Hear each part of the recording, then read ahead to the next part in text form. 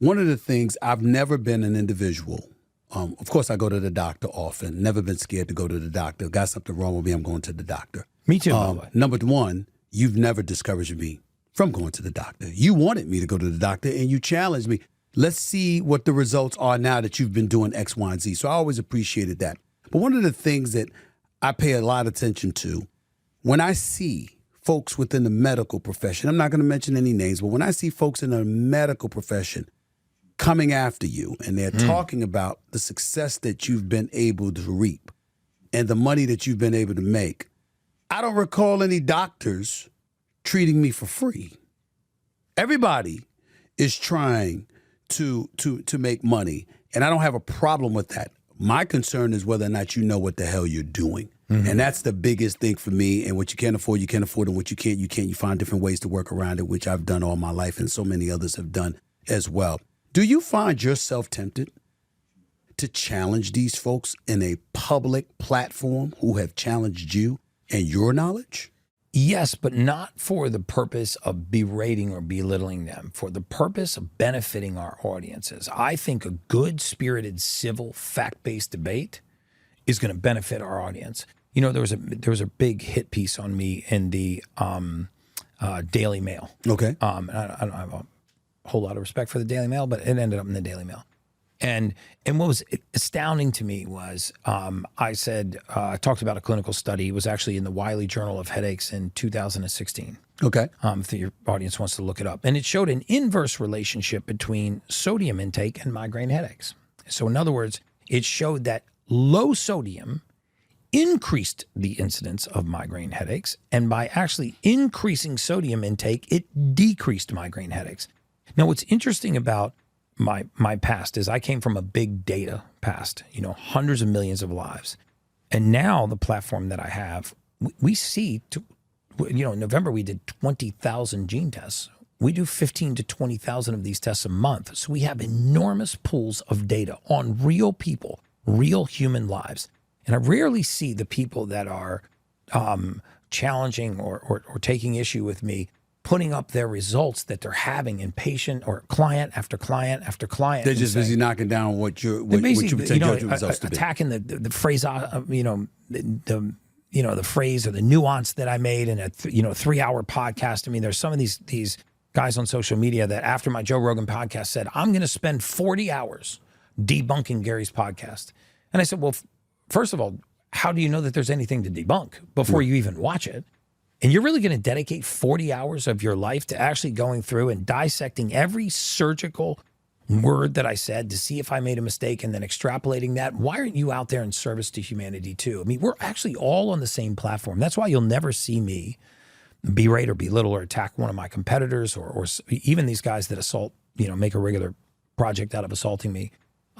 Because I don't think it's in furtherance of our mission. The greatest advice I ever received from my father was if you want to shrink your problems, grow your purpose. And it doesn't grow my purpose to get into a battle with these guys. What would serve humanity is for them, and I've invited them, some of these people, onto my podcast and say, listen, I'll have a platform. You bring whatever issue it is, the sodium issue with migraine headaches. By the way, if you have migraine headaches, understand that migraines, the brain does not have pain receptors, so it actually is not capable of sending a pain signal. So we know that migraine headaches don't come from the brain, they come from the covering of the brain, the dura, the covering of the brain. And the dura hates being stretched and contracted, and it's very sensitive to the sodium gradient. Now, I'm not saying that all people that suffer from migraine headaches need to take sodium, but people that take mineral sodium like Baja Gold salt and Celtic salt and add it to their drinking water, I can tell you, not anecdotally, from thousands of clients that have come through our clinics, it has a positive effect on migraine headaches. You were one of those people that woke up every morning with headaches, and after I had you start drinking this in the morning, you called me and said the headaches are gone. I went from age 19 to age 55 with a headache every single morning. I would start out behind the 8 ball, proverbially speaking, figuratively speaking, actually, behind the 8 ball. I came to you and I asked you about my headaches, and that's how it really started. Before I even got to the part about wanting to get rid of my belly and what have you, the number one reason I came to you initially when Dana White introduced me to you is that I was waking up with headaches every morning and my head felt like it was banging and was banging. And you had it, and at the time you called it Cogninourish. And you talked about how I'm not dehydrated, I'm low in sodium. Yes. And that was 14 months ago.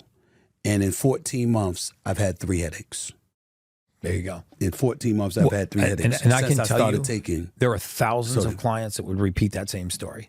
And now someone wants to go into the published peer-reviewed clinical literature and find a clinical study where that might not be true. But we at some point, we have to acknowledge that some of the worst research done on human beings is when we study things in isolation. You know, when you want to cut a human being's life expectancy in half, put them in isolation. You want to see really poor clinical trials done on human beings, take one cell or one organelle out of the body and study how it behaves in a petri dish. We live in communities, and cells function and thrive in communities. When you take them out of their community, they behave differently. When you start to understand real human physiology, human beings, and human anatomy, you start to understand that very often it is simple missing raw material in the human body that is causing it to behave in some way. You know, we have an enormous body of patients that come through our clinical system, see our physicians. They have ADD, they have ADHD, they have OCD, and nobody even really tells them what it is, right? Now, so if you have attention, And why do you think that is? Why are they not being told what it really is? Because if I can get you to believe that you have a disease, I can get you to subscribe to a lifetime of medication. I mean, Money's in the medicine. Well, That's what you're saying. Type 2 diabetes is a $110 billion annual industry in the United States. $110 billion. Is that the largest? It is. Cardiovascular disease is the largest as a grouping, but type 2 diabetes is a $110 billion industry. I mean, do you think that there's a meeting going on in some big pharma boardroom right now trying to put that out of business and say, how do we get that, $110 billion off the balance sheet? And, it used to be that, the diets that they would put up on some of these websites were really insulin dependency diets. It used to drive me crazy. I'm like, why are we telling type 2 diabetics to eat a bowl of oatmeal with crushed brown sugar, natural honey, and a glass of orange juice? These people need fats and proteins. Or you need to take the pressure off of the pancreas. And you got listeners right now, that have ADD or ADHD, and no one's actually told them, and it's not an attention deficit at all. It's an attention overload disorder. It's too many windows open at the same time. You see, in the human mind, we don't just create thought, we also break thought down. So if you create thought at a faster rate than you break it down, the mind gets clouded. Right? So you're paying attention to too many things. People with ADD or ADHD, very often do not lack the ability to pay attention. They lack the ability to pay attention to so many things. So if we can actually get them to degrade thought at the same rate that they create thought, then the mind calms down. You see, modern medicine says, okay, if the mind is racing, let's put an amphetamine into the body to race the central nervous system to match the pace of the mind. So let's take the system that's not broken, break it to match the system that is broken. That's what Vyvanse, Adderall, Ritalin. These are amphetamines for the most part. Whereas if we could just quiet the mind, then all of a sudden that little anchor of ADHD would come right up off. A lot of people out there go like this. I want some weed. That will do it. That's what a lot of them do. I need to quiet the mind. I need to be a bit mellow. I need to, the hell with the supplements, the hell with vitamins. Damn, I'll be damned if I'm interested in exercising. Let me get some weed and I'll be fine. What does weed do for folks? All weed's doing, is a coping mechanism. There is a difference between coping and getting rid of something. So let's say, if you're on a boat and you throw an anchor off your stern, you got 2 choices. You can either add power to the motor, right, and just drag it, or you can pull it up.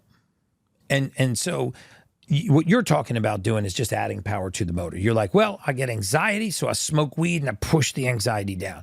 I got this really active mind, so I smoke weed to tranquilize myself into a tranquil state. Well, what if instead of having to deal with it, think about, a lot of therapy, and I'm not poo-pooing therapy by any means. People have trauma that they deal with, and I'm an enormous fan of counseling and therapy. And I've gone through therapy after my mother died. I have too. I went through it for my divorce. Yes. I'm a big believer in it. My point is, the majority of the way that we teach people when they have a condition to deal with that condition is to cope. We teach them coping mechanisms instead of saying, why don't we get rid of this? right? I mean, if you have anxiety and you're actually truly suffered from anxiety, and I know a lot of people, including my wife, that used to suffer from anxiety, it is a crippling condition because you don't fake anxiety, you fake being okay.